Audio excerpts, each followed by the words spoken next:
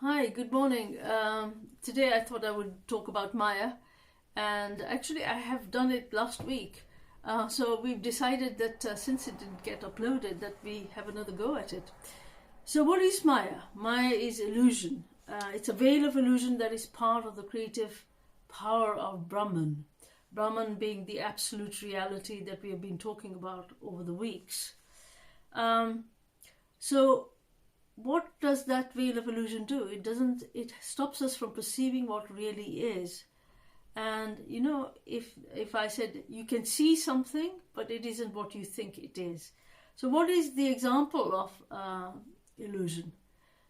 So a good example is at sunset, when the sun is appearing to actually sink into the sky. There's nothing that is happening, because the sun is fixed, it's stationary. What is moving is the earth round it, and that gives an impression that actually the sun is sinking. So that's an illusion for us. Now, even as human beings, we live in different worlds. And what do I mean by that? It's not that we don't live in this world and this world isn't real. It's totally real for us. But because of the way we see the world, we don't even live in the same world as each other. We are in different worlds.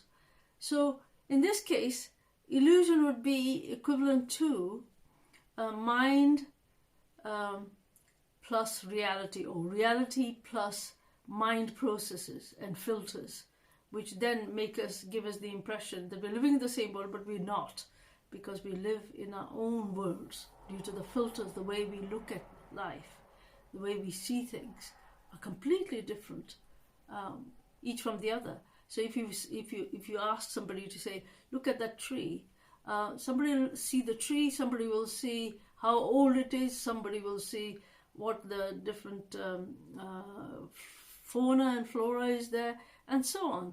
So we all have different filters through which we look at life. So we don't even live in the same world. So that's an interesting thing for us. It's interesting that Bo Lotto,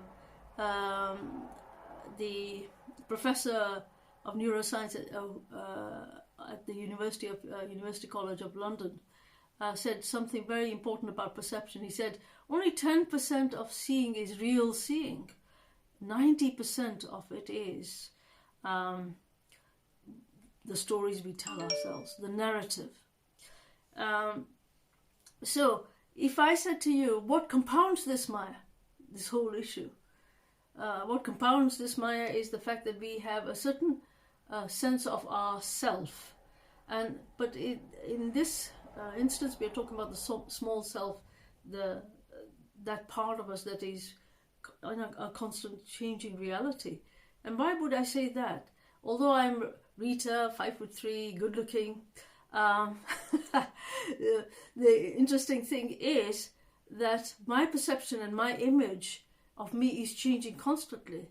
So if I'm 5'3" and somebody is much more beautiful and perhaps at 5'4", and that is the right height, it might give me an impression that actually there is something to be achieved, and therefore my perception of me might change. But I suppose a better example would be that I'm a nurse, and but if I come across a really fantastic nurse, then I realize I'm a so-so nurse and not the most fantastic. So my realities and self-perceptions are changing constantly through either the people that are influencing me or whatever.